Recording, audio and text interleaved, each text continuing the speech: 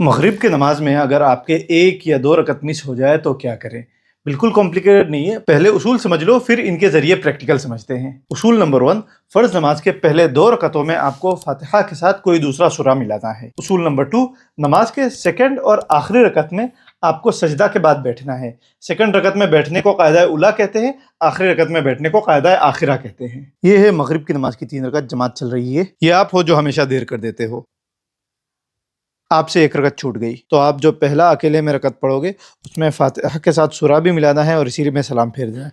फातिहा के साथ सूरा मिलाना है क्योंकि पहले रकत में आपका सूरा मिस हो गया था। ये तो इजी था, सिंपल। कॉम्प्लिकेटेड तब होता है जब आपसे 2 रकत मिस हो जाए। 2 रकत मिस हुआ मतलब आपने फातिहा के साथ सूरा वाले दोनों रकतों को मिस कर दिया, तो आप जो 2 रकतें अकेले पढ़ोगे उसमें फातिहा के साथ सूरा मिलाओगे।